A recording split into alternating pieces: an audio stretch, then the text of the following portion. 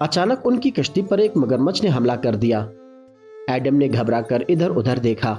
उसे ये देखकर झटका लगा कि उसका साथी जिम कहीं नजर नहीं आ रहा था। एडम को तुरंत ही अंदाजा हुआ कि जरूर मगरमच्छ ने उन पर हमला किया है। झील की सतह पर हर तरफ मौत मंडला रही थी। उस वक्त सबसे पहली तरजीह ये थी कि किसी तरह तुरंत पानी से बाहर निकला जाए। एडम ने आखिरकार हिम्मत की और अपनी बीवी ग्रेस को अपनी पूरी ताकत से दरख्त पर चढ़ा दिया। फिर उसने अपनी जान खतरे में डालकर गुमशुदा साथी को ढूंढने के लिए पानी में कदम रखा। इसी लम्हे ग्रेस की नजर जिम की बेजान जिस्म पर पड़ी, जो पानी की सतह पर तैर रहा था। मगर इससे भी ज्यादा भयानक बात यह थी कि एक देवहेकल मगरमच्छ पूरी रफ्तार से एडम की तरफ बढ़ रहा था। एडम ने तेजी दिखाई और छलांग लगाकर वापस दरख्त पर चढ़ गया। इसी दौरान ली, जो पानी के अंदर रस्सी में फंसी हुई थी, आखिरकार छुटकारा पाकर सांस लेते हुए ऊपर आई। ग्रेस ने तुरंत चीखकर उसे खबरदार किया कि पानी के नीचे मगरमच्छ है। ली ने कश्ती के नीचे से ऊपर चढ़ने की कोशिश की, लेकिन नीचे की सतह बहुत फिसलन थी। जितनी बार वो ऊपर चढ़ने की कोशिश करती, नीचे लड़क जाती। मगरमच्छ पूरी रफ्तार से उसकी तरफ बढ़ रहा था। खुशकिस्मती से ऐन वक्त पर ली किसी तरह पानी से निकलने में कामयाब हो गई। अचानक मगरमच्छ ने पूरी ताकत से छोटी सी कश्ती को टक्कर मारने शुरू कर दी। कश्ती जोर जोर से हिचकोले खाने लगी। ली का हाथ फिसलने ही वाला था कि वो पानी में जा गिरती। ली ने एक पल भी देर नहीं की। वो दरख्त से नीचे उतरा और पानी पर जोर जोर से हाथ मारने लगा ताकि मगरमच्छ की तवज्जो अपनी तरफ कर सके। मगरमच्छ ने तुरंत ही कश्ती पर हमला छोड़ दिया और पलटकर एडम की तरफ लपका। ये देखकर दोनों फिर से तेजी से दरख्त पर चढ़ गए। अगरचे उन्होंने मगरमच्छ को कश्ती से हटा दिया था, लेकिन ली अब भी खतरनाक हालत में फंस गई थी। अगर जल्द कोई रास्ता न निकला तो वो किसी भी वक्त पानी में जा गिर सकती थी। उसी वक्त ग्रेस की नजर पानी में तैरती हुई एक रस्सी पर पड़ी। अगर वो रस्सी हाथ आ जाए तो शायद कश्ती को वापस खींचा जा सकता था। ग्रेस ने ली को जल्दी से रस्सी पकड़ने का कहा। बड़ी मुशक्कत के बाद ली ने उसे पानी से निकाला, लपेटा और पूरी ताकत से फेंका। एडम और ग्रेस ने रस्सी पकड़कर जोर जोर से खींचना शुरू किया, लेकिन कश्ती अपनी जगह से न हिली। मालूम हुआ रस्सी पानी के अंदर कहीं अटकी हुई थी। अब ली को खुद ही दूसरे किनारे तक जाना पड़ना था, लेकिन वो डरी सहमी देर तक हिम्मत ना कर सकी। आखिरकार एडम और ग्रेस ने फैसला किया कि वो पहले दरख्त पर चढ़ जाएं। ये देखकर ली मुकम्मल तौर पर घबरा गई। उसने एक लम्हे में फैसला किया कि छलांग लगाकर पानी में कूद गई। वो बहुत एहतियात से आगे बढ़ने लगी और हर कदम पर पानी को गौर से देखती रही। अचानक उसे पानी के अंदर एक अजीब सी आवाज सुनाई दी। खौफ के मारे वो घबराकर तेजी से तैरने लगी।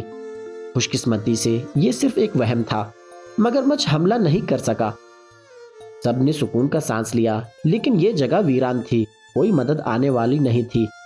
अब वाहिद रास्ता यही था कि उल्टी कश्ती को सीधा किया जाए, लेकिन पानी में छुपे खतरे के बायस जरा सी गलती जान ले सकती थी।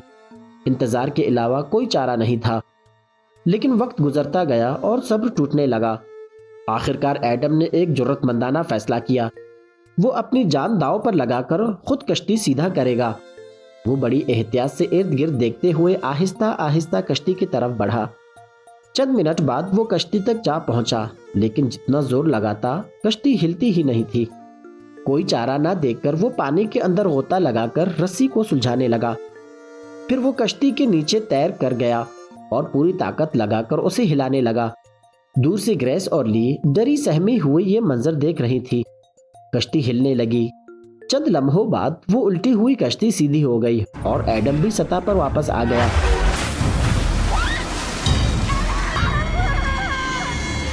पानी की सतह आहिस्ता आहिस्ता पुरसुकून होने लगी।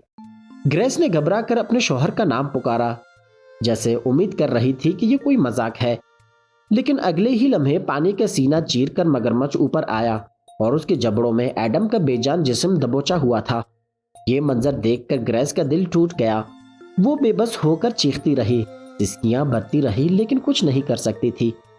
इसके बाद दोनों महिलाओं ने मिलकर हिम्मत दिखाई।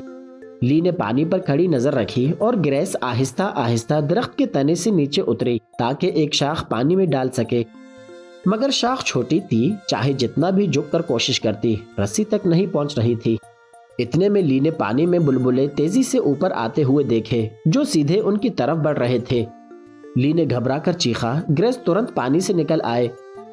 خوف کے مارے گریس نے شاخ چھوڑ دی اور تیزی سے اوپر درخت پر چڑھ گئی۔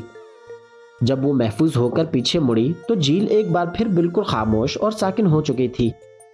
کشتی اتنی قریب تھی پھر بھی بالکل ہاتھ سے باہر تھی۔ وہی ان کی زندگی بچانے کا آخری سہارا تھا۔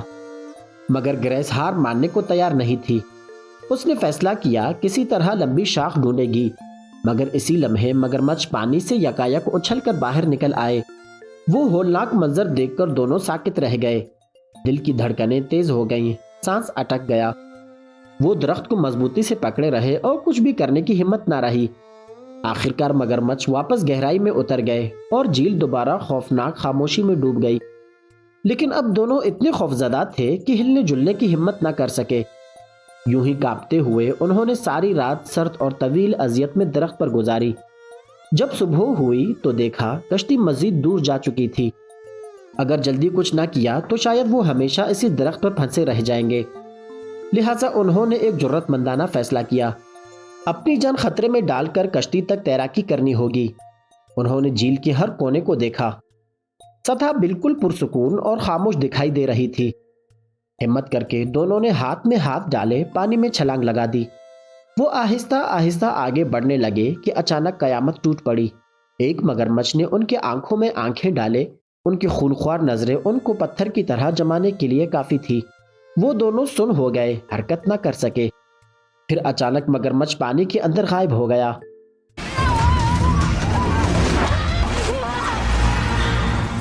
لمحہ گزر گئے، جھیل ایک بار پھر سے پراسرار خاموشی میں ڈوب گئی۔ اب صرف لی رہ گئی تھی جو بے بسی سے چیختی رہی۔ وہ امید کھو ہی رہی تھی کہ اچانک پانی کی سطح پھٹی اور گریس زخمی حالت میں ابھری۔ لی نے فوراً اسے کھینچ لیا اور دونوں پھر تیزی سے درخت کی طرف بھاگے۔ حیرت انگیز طور پر مگرمچھ اس بار ان پر حملہ نہ کر سکا۔ وہ کسی طرح زندہ بچ گئے، مگر گریس کی ٹانگ بری طرح کٹ گئی تھی۔ خون بے تحاشا بہہ رہا تھا۔ ایسی جگہ بغیر علاج کے وہ کسی بھی وقت خون ضائع ہونے سے مر سکتی تھی۔ اب سب سے پہلی ضرورت یہ تھی کہ گریس کو جلد از جلد اس خوفناک جگہ سے نکالا جائے۔ بغیر کسی ہچکچاہٹ کے لی دوبارہ پانی میں کود گئی اور کشتی کی دشا پر آہستہ آہستہ تیرنے لگی۔ خوش قسمتی سے اس بار مگرمچھ نے اس پر دھیان نہیں دیا۔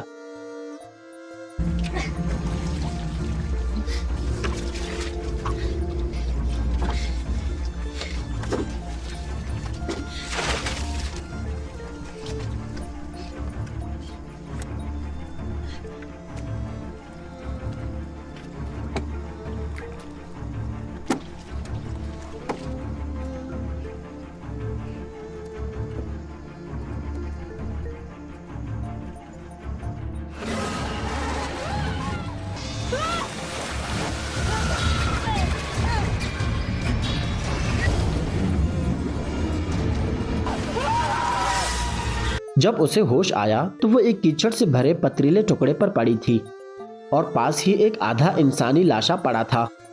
یہ دیکھ کر وہ لرز اٹھی۔ صاف ظاہر تھا کہ یہ مگرمچھ کا ٹھکانہ ہے۔ وہ ترنت اٹھ بیٹھی۔ ہاتھ بڑھایا تو دیکھا کہ پنکی فنگر بری طرح ٹیڑھی ہو چکی تھی۔ اس نے ہمت کی اور زبردستی اسے سیدھا کر دیا۔ پھر اس کی نظر لاش کے کمر پر بندھی پستول پر پڑی۔ اس نے جٹ سے بندوق کھینچ لی۔ یہ اس کے اور مگرمچھ کے درمیان زندگی اور موت کی آخری لڑائی کا ہتھیار بن سکتی تھی۔ اس نے زخمی بازو کو پانی میں ڈالا اور ہلانے لگی۔ آنکھیں مسلسل سطح پر ٹکی رہی۔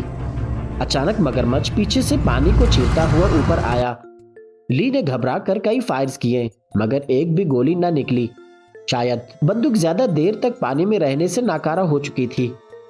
اب اس کے پاس بھاگنے کے سوا کوئی اور چارہ نہ تھا۔ مگرمچھ آہستہ آہستہ دبے قدموں کے ساتھ اس کا پیچھا کرنے لگا، جیسے شکار کو مزید ڈرا کر مزہ لینا چاہتا ہو۔